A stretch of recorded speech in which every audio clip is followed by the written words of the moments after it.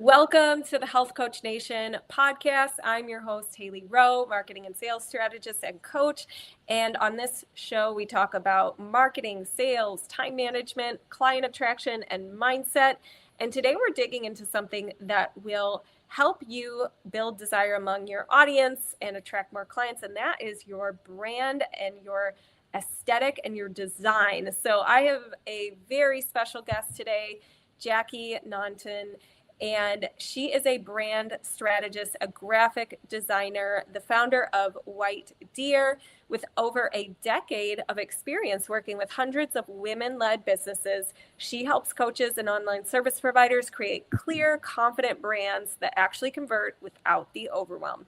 And she's the creator of DIY Design My Biz, which is a successful YouTube Canva channel. Oh my gosh, my clients need that. They love Canva.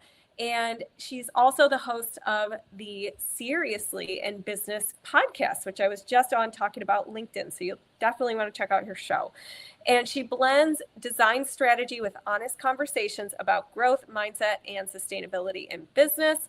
And she makes branding feel practical, empowering, achievable, especially for those business owners who've been DIYing their graphics and their design and are ready to level up. Okay, so we just had such a fun talk, and I'm excited to talk with you about this topic because so many of my clients want to post on Instagram or have a website or, have a flyer. But what holds them back is they're like, I don't know how to make it look good. I don't know how to make it look pretty. They don't know what they're doing. So Tell me first, how did you even get into caring about design? I think it was built into me. I think it was always something that I loved and cared about. I started off taking photos with my parents' film camera as a kid, just loved making beautiful things, and then dived into like MS Paint. Do you remember MS Paint? I was always designing things there, and then I found online forums where people needed random graphics for their games, and I was like, I can do that. And then they were horrible designs. And then I ended up studying graphic design at university, and just love this idea that I could make the world a more beautiful place. And I learned how strategic design, it wasn't just about prettiness as well. It was about, like, if someone sees a graphic that doesn't communicate to them or doesn't connect with them, they're not going to look at it, they're not going to read it, they're not going to interact with it. And then they don't get to interact with your business. And so I was like, okay, design isn't just this pretty idea for businesses. It's one of the most important first things that we have to connect with our ideal audience, and how can I help people to utilize that well? And so kind of all snowballed from there. Totally. And the kind of analogy that you're making me think of when you say like design is kind of that first step is two things. One, when you're window shopping on like a sidewalk of shops, you go in the store where you're like, oh, the window's set up so cute. It looks so fun in there. And the other thing I think about, somebody put it this way to me, and this is really what was like, oh, design is important. They were like, you can have a painting on a wall, but if it's like, crooked and it's unframed and there's no light shining on it and you can't see it because it's dark, you're not going to appreciate or look at the painting. Versus if you frame it and you put a light over it and you center it, you're going to be like, oh, you're going to notice it, right? So for those of us who are maybe newer and maybe we want to start to, use design in our business to grow, how does design influence trust and our buying decisions? Tell us more about that.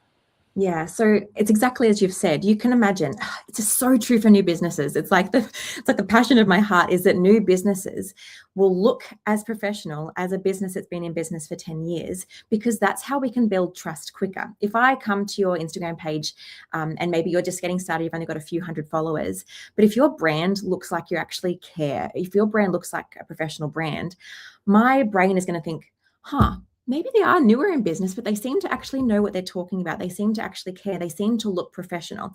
And so there's this huge tool that we can use to help people overcome and to give the best first impression possible.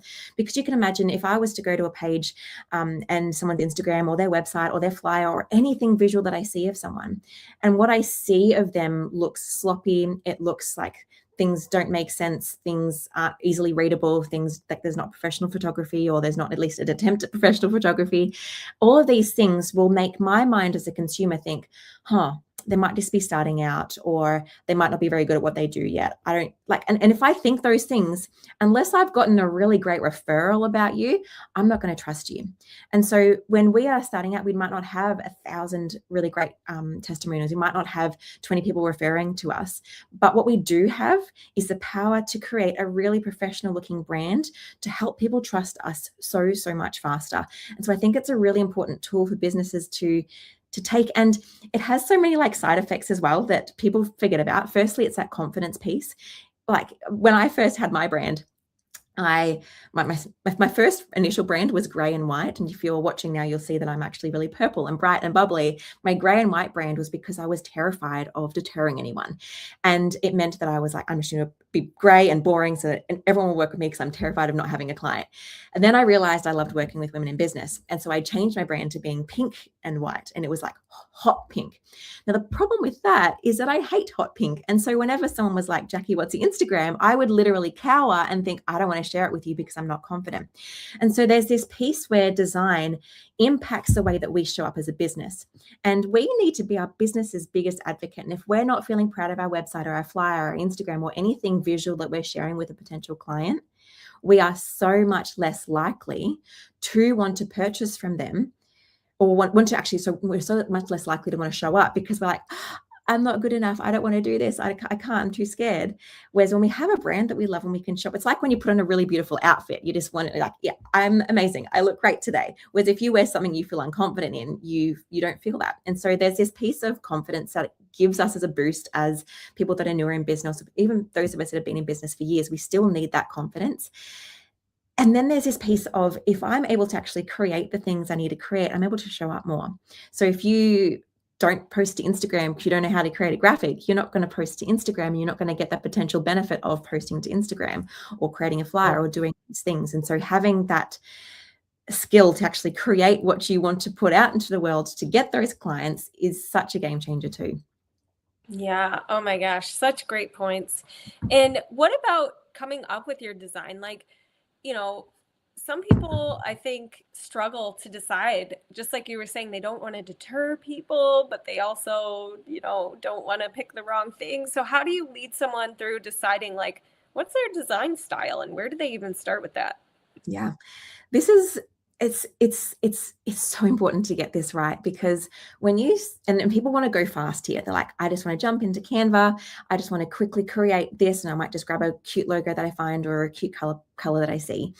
But if we don't kind of go slow at the start to then go fast, what happens is we end up either creating a brand that doesn't resonate with us, doesn't resonate with our clients, or doesn't look professional, or is something that we have to change in a year's time.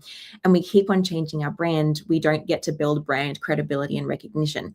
And so it's really nice at the start to kind of just go slow and think, all right, how can I build the best possible foundation with what I have? Now, one of the things I love about business owners creating their own graphics is that there is this ability to evolve, because I can guarantee that the video and like the people and the ideas that you have at the start of your business aren't probably going to be the same people that you're targeting or this kind of way that you're doing business later on. And so if you sit down and get as much clarity as you can at the start and then build a brand from that, but then have that ability to then evolve it as you maybe get clearer on your target audience, as you get clearer on your niche or who you're serving or what you're doing, then that's really beautiful. And so some questions you want to ask yourself at the start is threefold. I like to think of it as a Venn diagram. I call it the WOW model. And it's this idea where there's 3 circles and they're overlapping in the middle. The first circle stands for your who. It's your target audience. It's who do I want to attract in my business? Who do I want to work with? So for me at the start, because I was terrified of deterring anyone, I just chose gray. What that meant was that I wasn't attracting anyone as like, yes, I need to work with you. amount of clients I get just because they also are obsessed with purple is wild. You don't have to be obsessed with purple to work with me, but I do call to a certain type of person a lot faster than if I just had a boring gray brand. And so there's this boldness and this clarity we need to sit down and think through. And that's really great to think through this in general. Like as a business, these are good questions to ask yourself whether you're creating a brand or not, which you'll need to, even if you're outsourcing it, you still need to ask yourself these questions. So you'd sit down and you'd think, all right, who is my target audience? How can I attract them? Like what colors are they loving? And you're going to be making generalizations at this point, but there are beautiful generalizations you can then use to form the other parts. So this isn't the only thing we're basing our brand on. The second thing we're basing our brand on is our originality. A lot of us small businesses we're basing our brand on, like, it shouldn't only be on this, but a big part of it is, who am I? What do I love? Because businesses, when we're personal brands, we need to feel like, oh, this brand is me. For example, when I did that hot pink brand, I hated it and I had trouble showing up because of it. And so people either go too far in this direction, they either go too far into what they're loving and they just create a brand that's them, but not their target audience, or they say, I don't matter at all. I need to pick anything I love, and they have trouble showing up because they hate their own brand. And so it's about thinking about, what do I love as a person and how can I embed that into the brand? And then the third circle, the W, the last W in WOW, is your why. And that kind of gets us to think through, what do I want someone to feel when they work with me? If I am a nutritionist, I want someone to feel empowered and excited and healthy and equipped. And so those words all have visual connotations to them that we can bring into our branding. Whereas if you had a brand that was like a day spa, for example, you'd probably have calming and nurturing and grounding as your words. And that's going to have a different vibe to maybe a gym, which would have like energetic and bold and punchy. And so when we think through, what do I want people to feel when they work with me, I can then create graphics and text and choose designs that are going to convey those feelings at a glance. And so what we want to do is have these three circles where we've got our who, our originality, and our why. And where is the overlap? Where's the overlap between what's my target audience like? What do I like as a human? And what do I want my business to feel like? And then we can choose brand colors, brand fonts, brand style, and graphics that are going to attract our audience in before they even read a word that we have to say. And that is really intentional marketing, where we can not have to worry about, like, if someone's not going to read what you have to say, if it doesn't visually appeal to them. If I see like a really like dark, dingy kind of army style vibe graphic, I don't connect with it. So I probably won't even read it. Whereas when we have graphics that appeal to our audience, they're much more likely to read it and connect with us and think, this person is for me. Yeah, definitely. What about, so when it comes to graphics specifically, and let's talk about Instagram, because that's what a lot of people use. What are some graphic do's and don'ts, or reels do's and don'ts when you're designing those kinds of things?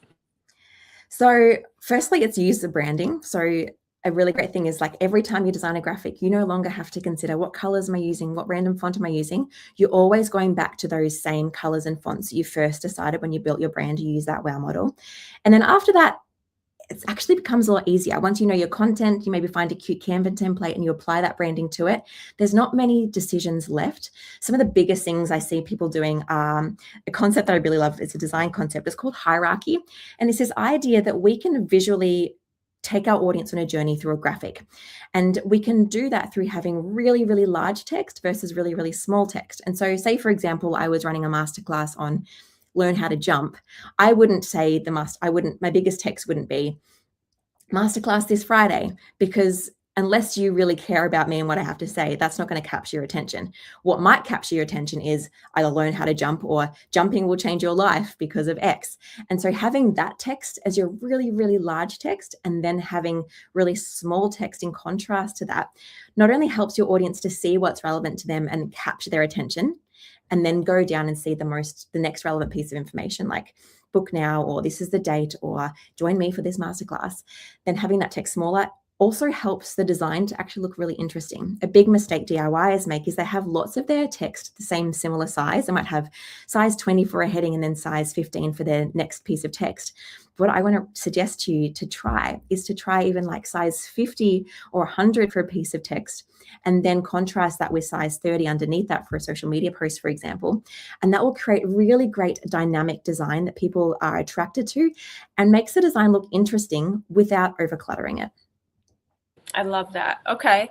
And what about, do you think that people need to do, like, have you noticed anything work really well for certain clients, like carousels or flashing things, like anything with the details that we should know? Yeah. So the biggest, like, we can do fancy things, but as long as, if we need to make sure our content is there and our branding is quality and our actual designs look good. And once we have those, we can then play with some other things. And what you'll find is that what will work one week may not work a few weeks later. What might work for someone else's niche may or may not work for someone else's, for your niche. But some fun things that you could try are things like animations. Canva makes that really easy. For example, sometimes I use little cute elements on my designs, and sometimes I select that element in Canva. I clicked on the animate button and I scroll down to the bottom and there's a little wiggle option. And if you just lower that wiggle down to the lowest wiggliness and you select that, then what happens is that creates a really light, like just a slight moving element to the design, because we don't want to overcomplicate the design and make it busy and weird to look at. But if we just add a little bit of a moving element and then save that design as a MP4.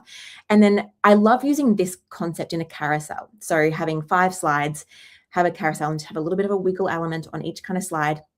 You can animate the text as well, but you need to be really sure you don't overcomplicate that and make it too busy. It's kind of like, back in the day when you'd have PowerPoint, you had all these cool transitions and slides and people would overdo the transitions and it'll become tacky. We kind of want to toe the line between tacky and professional.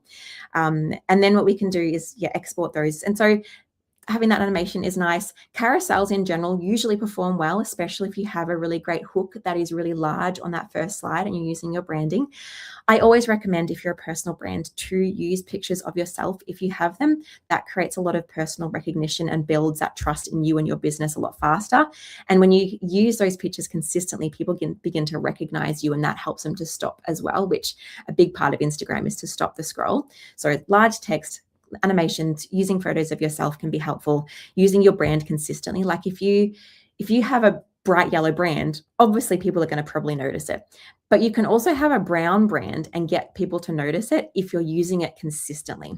And so don't let someone tell you, I need to have this really bright brand because I need to stand out. It's really about being consistent and using professional design techniques to then stand out professionally. Okay. So if someone listening to this is like, all right, well, so I know, I'm going to use certain brand colors, I'm going to use certain fonts. I want to start digging into Canva. I want to start doing my graphics, DIYing my graphics. Where should they start? What do you recommend for a beginner? I'm actually about to start a whole YouTube series on beginning in Canva. So feel free to, if you're watching this, to have a look if I've posted that yet. But in essence, make a free account. You don't need Canva Pro to start with. You can if you'd like to. I think it's a really great business investment, but it's not like a necessity to start out with. You can do so much with Canva free. And then allow yourself time. It is a new platform to you if it's brand new, and that it's allowed to confuse you a little bit. But I can tell you it's one of the most beginner-friendly design programs out there. From someone who's had to learn Adobe Photoshop, Canva is wonderful. It's harder to stuff things up there. It's that they try to make it nice and easy for you. So open up Canva, make a new account there, and create a design. You can just press create design, select, and it's got all these pre-made sizes. So you can just search, like if you're doing an Instagram post, just search Instagram. It will come up with some classic post sizes. Choose the 4x5 option. And then when you open that up, the design is going to be a big blank design, white square staring at you. Don't feel overwhelmed. You're going to do 2 things. You're going to think about the content you're going to share. I personally love, as my first step, usually just to add in some text of just to get a bit of an idea of okay, what am I sharing? What's my hook? What's my body text going to be in this carousel or in this Instagram post? And so you can either start with a text or you can start with a template. Canva has a ton of templates. You don't have to go to Etsy and purchase them. You don't need to go anywhere else and purchase them if you don't want to. You can just go straight into Canva's template library that pops up when you open up a new design and search for what you're looking for. If you're making a tip carousel, you can literally search tip carousel. If you know your branding is feminine, you could search feminine tip carousel or healthy tip carousel, and you can write those keywords in. Sometimes you'll get nothing, so you might have to make your search less specific, but add that in, scroll through the templates that are there, add them to your design, apply your branding to it. So if you've chosen your branding fonts, you've chosen your branding colors, it's so much easier to just be like click, click. And there's a few buttons in Canva where you can, if you change a font or you change a color, you can just wait. And down the bottom, it says change all. And you can change all of the colors in that template to your brand colors or to your brand fonts. Then you just go through and update the text, add in a couple of brand elements, maybe add in a couple of wiggly bits, export that, and you're done. You're good to go. And during that process, you're just allowing yourself to learn. You're going to think, all right, it took me ages to find the text box. It's not going to take me that long to find the text box next time because I now know where it is. And so just allowing yourself that grace of this is a new program. It's going to take me a minute, but I will get to learn it quite quickly. And I can make a whole carousel in 10 minutes now because I know exactly how everything works. That's such a good point. I think really the best way to learn it is letting yourself go in there and just play, like drag things around, make things, drag your fingers and make it bigger, make it smaller, put text, learn how to put a first text box in your Canva design. So great idea.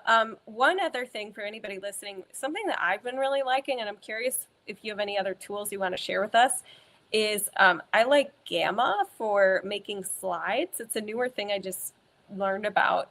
And it makes it really easy to make them look nice, and you can make them your brand colors and all that. Do you have any other tools that you like as a graphic designer that you think our listeners should know about?